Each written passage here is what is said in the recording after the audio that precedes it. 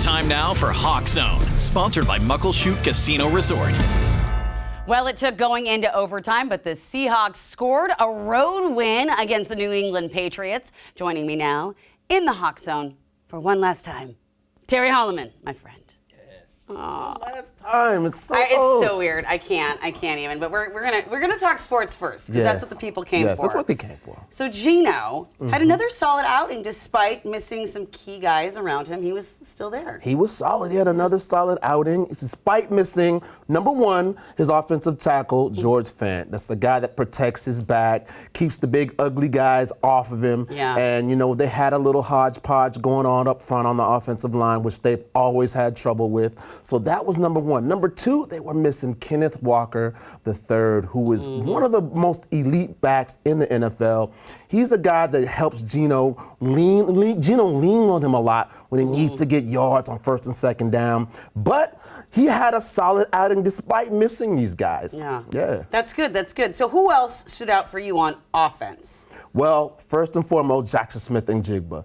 He's the young receiver, and he had his best day as a Seahawk by far. That's great. Yeah, he had, I think it was 14 catches, 12 catches for over 100 yards, and he was there when Geno Smith needed him the most. Whenever we needed to convert a third down, whenever we needed a big play, he was there. So he had his best day as a Seahawk. And then, of course, Metcalf, the superstar wide receiver, had another huge day, a big touchdown in the first quarter. Plus, he had over 100 yards receiving as well. So both of those guys were big guys for Geno Smith, big guys for the Seahawks, and a big reason why they came away with a W. Yeah, gold start for them today. Yeah, gold star for those guys. Okay, but it was not the best day for defense. What's up with all the missed tackles and such? Well, the Patriots came out with a pretty good game plan. You have to give them credit. They're professionals as well, and they came out with the idea that they were going to run the ball versus the Seattle Seahawks. So they stayed dedicated to that. So they picked up a lot of yards, and fortunately for the Seahawks, the guys up front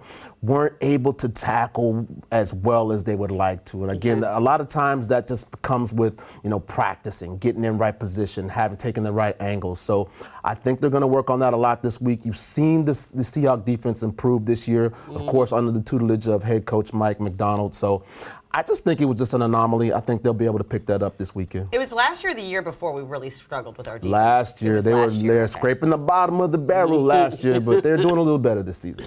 All right, so who was your player of the game?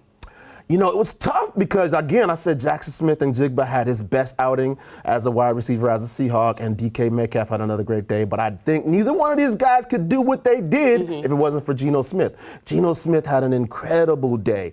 He had a touchdown. He threw for 300-plus yards. No interceptions, which was the most important thing. He took control of the ball, took care of the ball. No interceptions, ball control. Geno Smith had a great day. That's awesome.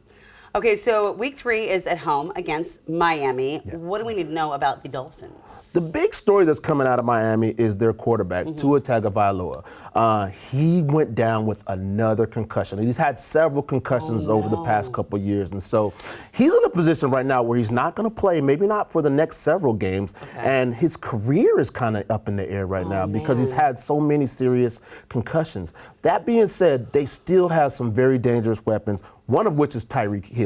Tyreek Hill is one of the best wide receivers in the game, very fast. They call him Cheetah. He's that fast. He's fast like a cheetah. He should be a jaguar, not a dolphin. No, he should be a cheetah. They should have a team called the Cheetahs. But no, he's very good, so the Seahawks are going to have their hands full with him. But I do feel like the Seahawks are going to be successful. Okay, that's good.